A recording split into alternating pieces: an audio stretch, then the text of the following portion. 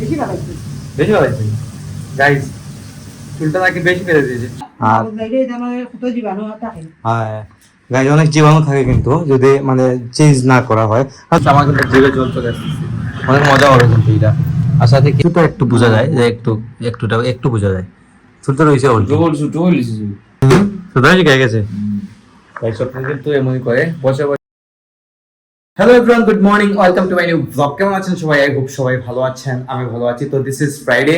কিছুক্ষণ আগে ঘুম থেকে উঠলাম, এখন উঠে শাওয়ারটা নিয়ে নেই, কারণ আমি সেলুনে যাবো, সেলুন থেকে এসে একসাথে শাওয়ারটা নিয়ে নেবো আর কি। তো ঘুরে আছেন শুধু মা, এদিকে দেখো মা বের হয়ে ঠাকুর করতে বের হয়ে জব করতেছে। বাবু কই গো? সাদা খাবার খাবার না বাবা নাকি ছাদে। তো যাই ছাদের দিকে, দেখে আসি কি অবস্থা। যেহেতু ফ্রাইডে, সেহেতু বাসায় তো সারাদিন। কিছুক্ষণ পরে যাবো সেলুনে গিয়ে চুলটা সেট করে আসবো। আপনারা জানেন প্রতি 2 সপ্তাহ পর পর একবার আমি যাই সেলুনে গিয়ে চুলটা সেট করে আসি, না হলে এর অবস্থা খারাপ হয়ে যায় আমার। মানে প্যারা লাগে এক কথায়, শেষ চুল দাঁড়িয়ে না কাটলে। দেখুন বাবা সাদি কিতাব বাবু গাইজ, অনেকগুলা কাপড় দেখুন আজকে ধোয়া হয়েছে। বাবা এগুলা শুকাতে দিয়েছেন ছাদের মধ্যে।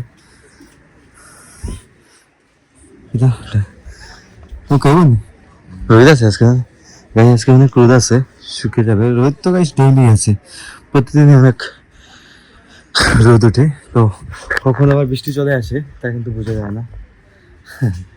এই দেখুন এদিকে আবার গাছগুলো লাগিয়ে দিয়েছেন, এগুলা কয়েকদিন আগে দেখছিলেন খালি। তুলসী গাছ লাগিয়েছেন, তারপরে এটা বোধহয় ফুলের গাছ। কোন ফুল বোধ হয় এটা? ফুলের গাছ, তুলসী গাছ, তুলসী গাছ, তুলসী গাছ, গাঁদা ফুলের গাছ, গাঁদা ফুলের গাছ, জবা, এটা বোধহয় জবা ফুল মেবি। অনেকগুলা ফুলের গাছ লাগাই দিয়েছেন এখানে। এটা জাস্ট খালি করা হয়েছিল কিছুদিন আগে, এখন আবার লাগাই দিয়েছেন। ভালো হয়েছে। খাবার তুমি দিয়েছো বাবু? ইয়ে কই এই বন্ধা কই পারে না। ও গাইস, রিপন ভাই সব কাপড়গুলো ধুইতে পারে না, বড় বড় কাপড়গুলা।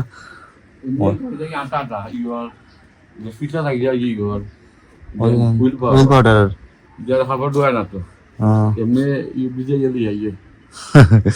গাইস, কাপড় ধুতে হলে একটু মানে এনার্জি খরচ করতে হয়, এটা হচ্ছে বিষয়। আর রিপন ভাই এনার্জি খরচ করতে পারে না, ওর শরীরে এমনিতেই শক্তি নেই, তো এনার্জি খরচ করবো কই থেকে? গাইস, বাবা বলতেছে আমার শরীরে আছে কি? ঠিকই আছে, শরীরে কিছু থাকলে না এনার্জিটা খরচ করবে। তো হালকার উপরে ইয়ে করে নেয়, ধুয়ে নেয়। এই দেখুন বাবা সবগুলা কাপড় ধুয়েছেন, যেহেতু আজকে শুক্রবার সময় পেয়েছেন, সময় পেয়ে এটা ধুয়েছেন। হাতে ধোয়ার মধ্যে একটা ভালো রকম মানে ওয়াশ হয় বোধ হয় এটা। তোমরা এই আর কি বিষয় যে বাবা কাপড় যখন ধুতেছেন শুকিয়ে দিতেছেন। এদিকেও গাইজ আমাদের ঘরে কি হয়, যদি বৃষ্টি টিষ্টি আসে তাহলে কিন্তু আমাদের 3 তলাতেও কাপড়গুলো দেওয়া হয় শুকাতে। দেখুন 3 তলাতেও কিন্তু রশিগুলো টানানো আছে, 3 তলাতে কাপড়গুলা শুকাতে দেওয়া হয়। বৃষ্টি আসলে প্রবলেম নাই, এখানে শুকিয়ে যায়, বাতাসে শুকিয়ে যায় কাপড়গুলা। যাই হোক, এই চলতেছে ঘরে। স্বাক্ষরও গেছে গাইজ সেলুনে, চুল সেট করতে গেছে স্বাক্ষর। গাইজ কিছুদিনের মধ্যে স্বাক্ষর একটা ভালো রেজাল্ট আসতে চলেছে, ওর জন্য সবাই একটু আশীর্বাদ করবেন, দোয়া করবেন যেভাবে পারেন। আর এদিকে মা ঠাকুর করে তো আছেনই, জানেন সেটা। তোর কথা হচ্ছে সেলুন থেকে আসার পর আমি আসি গিয়ে চুল একটা সেট করে চলে এলাম সেলুন থেকে চুল সেট করে। তো এখন আমি মাথায় তেল দিব, তো মা আমাকে তেল দিয়ে দেন মাথায়। তো তেলের মধ্যে আজকে আমাকে দিয়ে দিবেন, এটা হচ্ছে কি তেল? এটা হচ্ছে গাইস কালিজিরার তেল। কালিজিরার তেলটা মাথায় দেবো, কারণ চুলের তো গাইস খাবার দিতে হয়। চুলে তো খাবার না দিলে প্রবলেম আছে, এমনিতে গাইস আমার তেল দেওয়া হয় না। তো মা আমাকে এখন তেল দিয়ে দিতেছেন, দেখুন কেমন লাগতেছে। তেল দেওয়া কিন্তু গাইস ভালো, চুলের মধ্যে ভালো রকম তেল দিয়ে 15-20 মিনিট আধা ঘন্টার মতো রেখে দিলে মানে অনেকটাই চুল তেলটাকে শোষণ করে নেবে। তারপর স্নান টান ছেড়ে নেবো আর কি। তো তেল দিলে কিন্তু ভালোই লাগে, খারাপ লাগে না। বেশি বাড়াইছে। বেশি বাড়াইছে গাইজ, চুলটা নাকি বেশি বেড়ে দিয়েছে। চুল গাইজ আমি নিজে একটু বেশি করে ফেলাই, কারণ হচ্ছে যে আমার, আপনারা জানেন যে আমার গরমটা বেশি, গরমের কারণে আমার সহ্য হয় না এইসব, তাই একটু বেশি করে আমি চুলটা ফেলে দিই। আর স্বাক্ষর সব দিনের মতো না যে চুল বেশি বেশি করে চুল রেখে দেবো। আর এমনিতেও আমার মাথার চুলটা একটু কম, ওদের থেকে ওদের তুলনায় আমার মাথার চুল অনেক কম কিন্তু। যাই হোক, তো মা তেল টেল দিয়ে দিচ্ছে এখন, আর তেল টেল দিয়ে 15 মিনিট পর স্নান টান করে নেবো আর কি। তো গাইস চলে এলাম এখন শাওয়ার টাওয়ার নিয়ে, একটু পাটনা শেষ করে স্বাক্ষরের রুমে আসলাম। আর আজকে স্বাক্ষর আজকে চুল কেটেছে, তো আমি তো ভুলেই গেছিলাম আমাদের চুল কাটিয়েছে আজকে। ওর চুল দেখলে বোঝা যায় না গাইস যে চুল কাটিয়েছে, কিছুটা একটু বোঝা যায় যে একটু বোঝা যায়।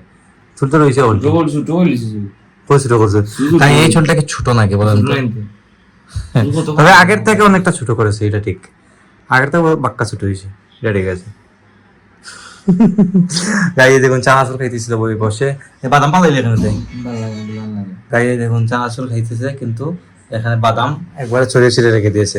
এটা প্লেটও রাখতে হয় ভাইয়া, ঠিক আছে না? এটা প্লেটও রাখতে হয়। তাই চানাচুর কিন্তু তুমি খাইছো বলটি তাই? আর কেউ খাইছে? আর কেউ খাইছেন না? করো কে খাইছে? একটু খাওয়াইছে, আমি তোরা খাইছিলাম এদিন।